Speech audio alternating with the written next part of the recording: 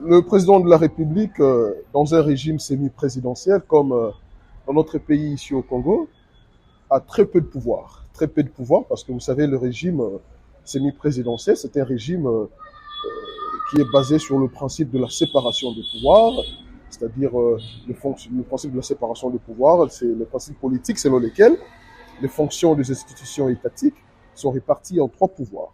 Le pouvoir exécutif, le pouvoir législatif et le pouvoir judiciaire, les cours et tribunaux. Et vous savez, le régime politique, c'est l'organisation de pouvoir, également son exercice dans un pays.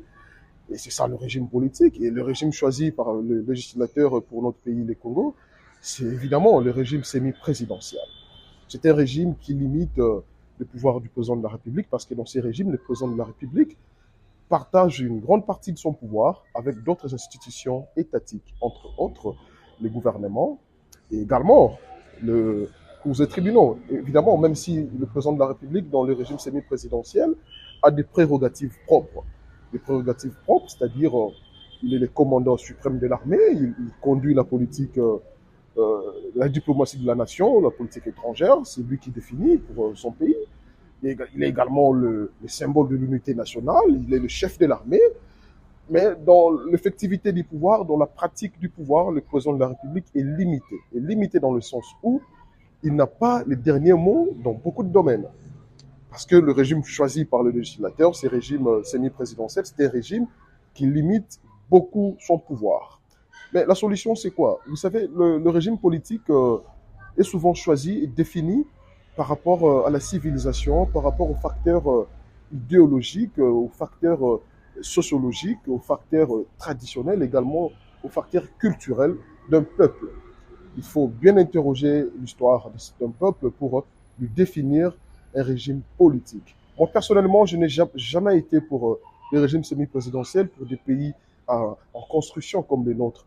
Parce que dans l'imaginaire collectif, même ici chez nous au Congo, lorsqu'il y a des blocages dans l'avancement du pays, on ne pointe pas du doigt les gouvernements qui est censé gérer le pays au quotidien, les affaires de l'État au quotidien, dans le régime semi-présidentiel que nous appliquons ici. Mais lorsqu'il y a des blocages persistants dans le développement du pays, on pointe du doigt le président de la République. Tout le monde dit que le président ne travaille pas. Alors que dans la réalité, dans la pratique du pouvoir, c'est le gouvernement qui gère le pays. Moi, je dirais, s'il faut, parce que nous sommes en vue des réformes constitutionnelles, moi, je dirais, on doit toucher aussi le régime politique choisi par le législateur en 2006. Pourquoi ne pas embrasser carrément le régime présidentiel? C'est un régime qui responsabilise le président. Les régimes semi-présidentiels, par contre, fragilisent le pouvoir du président de la République.